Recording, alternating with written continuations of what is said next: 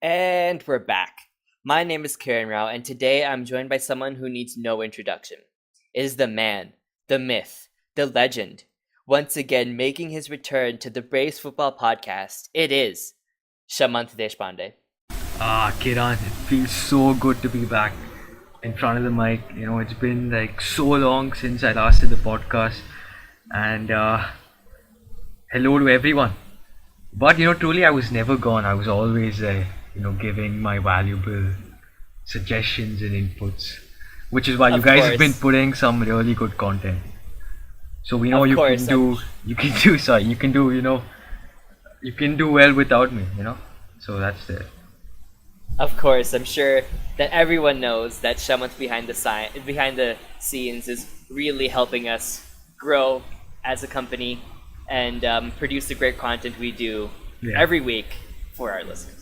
And we have two new employees, if I might say, in Rishi and Alexi. So we're growing, guys. We're growing.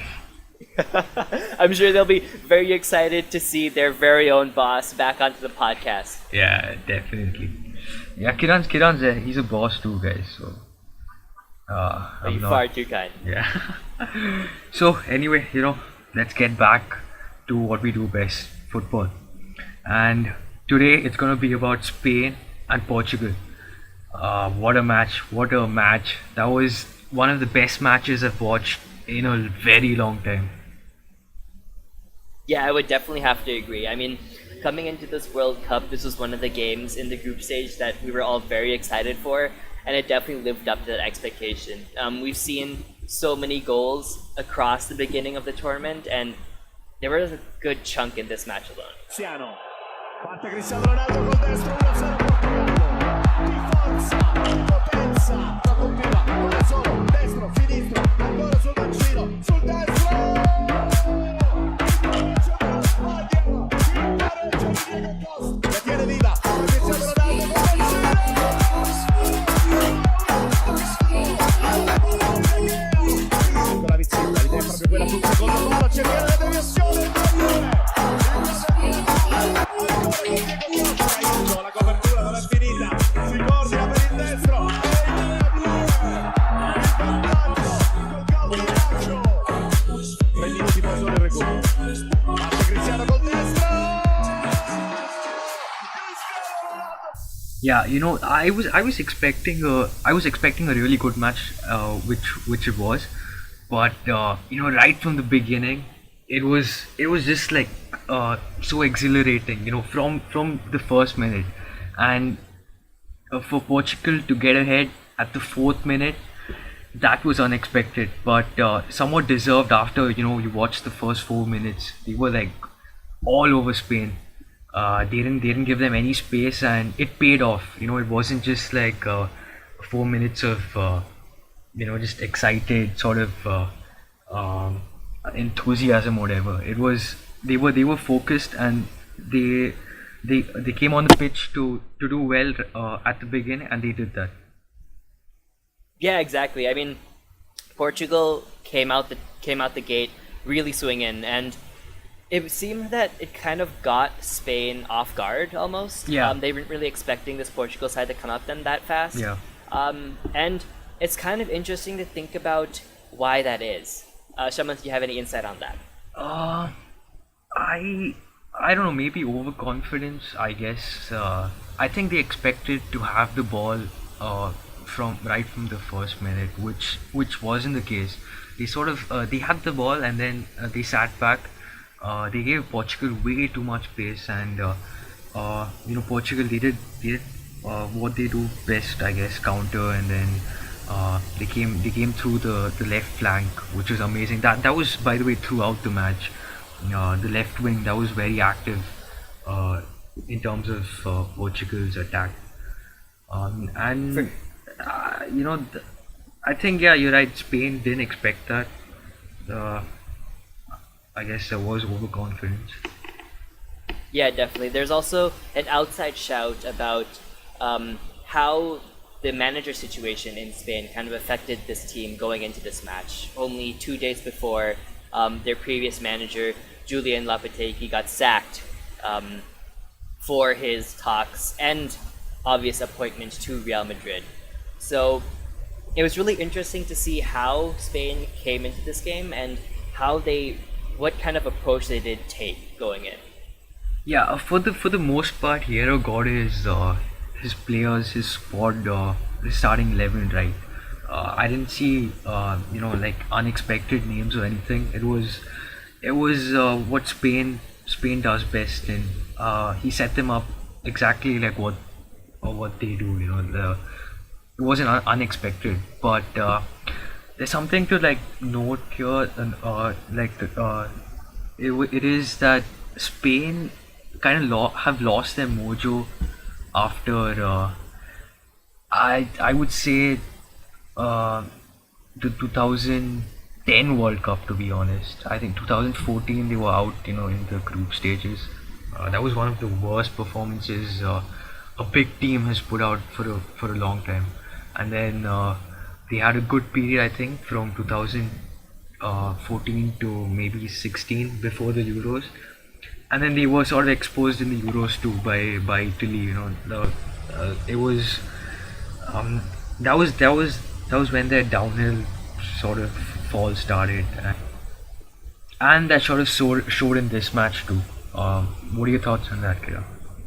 Real interesting journey you kind of took us down there for the history of Spain, but I must agree, it's kind of a transition from the original tiki-taka football that we did originally see from that Spanish side, and I think that's really thanks to Julian Lopetegui, who unfortunately isn't with the team anymore. We saw with the first goal that Spain scored, it was really Route 1 football. It was straight from De Gea all the way to Diego Costa, and that's something that we don't really associate with the Spanish squad, but something I feel like is really necessary for this team to go forward, and it was great to see.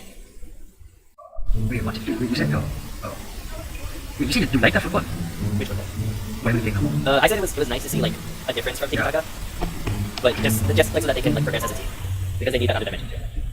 Wait, it's all working out, right? Well, sort of. I mean, they went through qualifying like unbeaten in like a past 7 games. No, they lost to Italy. In qualifying? 1-0. Yeah, 1-0. I mean, why do you want to see them playing this tiki-taka music? Yeah, I mean, Like what Guardiola has done. yeah, so like I'm trying to like bring it back to. Yeah, I mean, yeah, I get it. Probably, yeah. Yeah, that was good to see it. Okay, I guess yeah. Oh yeah, you stopped there though. That was good. Yeah, fine. I'll just continue from where you stopped. I mean, you can even critique it too if you get it. Yeah, sure. Yeah. What's up? Are you on time?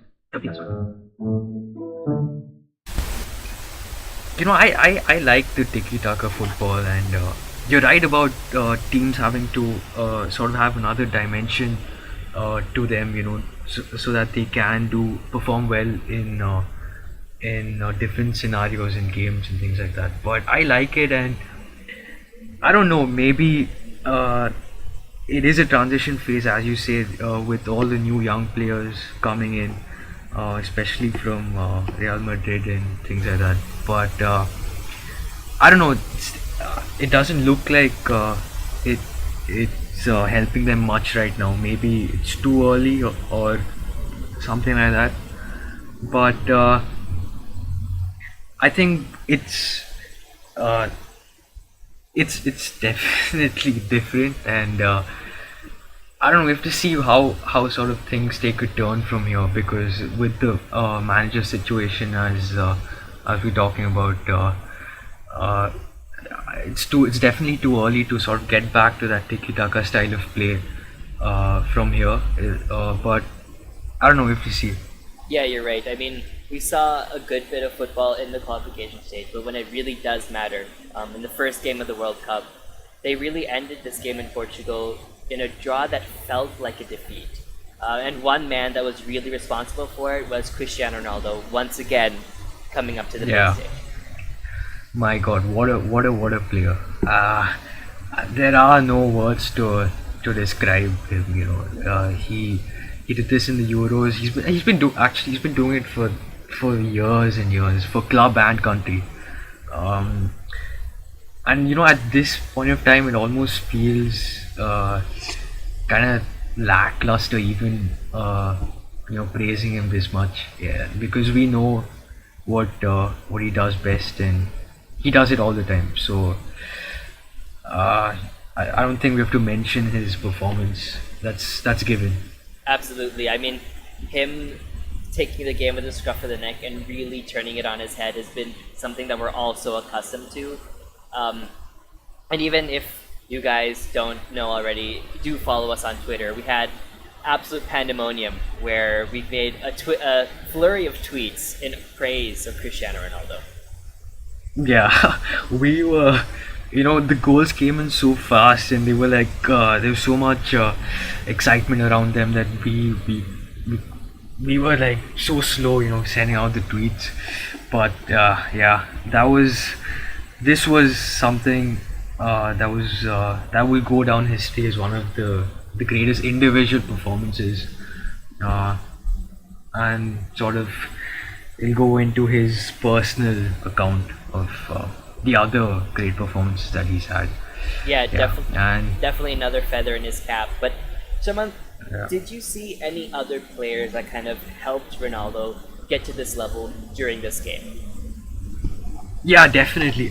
It wasn't it wasn't him. I mean, sure, he was the man of the match and whatever. Let's put that things to the side. But he, I think, team sort of did complement his and supplement his play. It wasn't a one man army or anything of the of that sort. They did what they had to do against the Spain side. They played on the counter. They sat back, defended not so well. Letting 3 goals, which is not a good sign. But they did well on the counter when Ronaldo was on the ball, and for the most part, it was a very well thought out plan. Sit back, defend, and counter attack. And some of the players that one player that did really well in that midfield was William Carvalho. That was a splendid performance by him, especially considering the fact that he was surrounded by some of the best players in the world. Sergio Busquets, there was Andre Iniesta, and come on, who's the other guy? Isco? Give me the. Yeah, Isco. Yeah, correct. Yeah, that Isco's performance was amazing too. By the way, Yeah, definitely. man of the match, maybe. Yeah, if Ronaldo hadn't scored the winning goal. Absolutely. I mean, for this Portugal side who doesn't have as many superstars to come toe to toe with the likes of that midfield alone is a huge Yeah. step up for them. Yeah, and he was such a poised figure. His stats were absolutely amazing. He had 90% pass completion, the second most touches, and the most number of passes in that midfield, which is amazing, guys. I mean, to even get through fairly well when he's surrounded by such good players, it is very hard, and he did that. He did that in Euros too. So kudos to him. Hopefully, teams recognize his performance and maybe he gets on the bigger scene in the club world. Ooh, I hope you're not referring to a shock move to Chelsea there. Ah, you're right, Kiran. You got me there. Europa League is always better than Champions League, guys. There you have it, folks. A great bit of insight there from Shaman. Ah, But this yeah, it is feels bad, guys. Yeah. this actually puts this group in a very interesting situation. With both of these teams drawing, and now it looks like Iran are top of the group. So, how do you see this group playing out into later stages? And does this change your prediction at all as to who's going to finish first or second? Wow. By the way, Iran on top of the group. That was some news right there. Wasn't expecting that. But in terms of who's gonna sort of come out with shining colors, now it's kind of tough, because I was expecting. Obviously, he's gonna be one of these two. I don't think there's much discussion on that, but it is kind of interesting. It is very interesting now. I think Portugal might actually, uh, you know, come out on top because it was a good performance. You cannot deny that. It was a team performance, and not executed to perfection, but it was something against the Spain team, which is, I guess, was arguably one of the favorites, right? Yeah, definitely. I think you make a really good point there in that Portugal did well against a lineup of absolute superstars, but my Yeah. only question around the team is if they can keep that level of performance consistently. We know that Spain didn't have a great game against Portugal, but they still managed to dug out a result, and I think that their quality alone might help them top that group. Well, yeah, you can see how we're talking about Spain now, that they managed to get a result, which is actually not, which shouldn't be the case when they have such good players. But I don't know, in the Euros, it was, I don't think anyone, even in their, even like, thought Spain, Portugal would get to the quarterfinals, but they had a lot of luck in that, but they did get through. They won the thing. So it comes once in 4 years. So I think anything can happen. Maybe even England can win the World Cup. So I think that is too much of that is too much of an exaggeration. Yeah, that might be a bit of a stretch, but Yeah. definitely some interesting stuff from there, Shamant. Fantastic to have you back on the podcast. Yeah. It feels so good, get to connect with all the fans that we have. So, wow, amazing. Great stuff.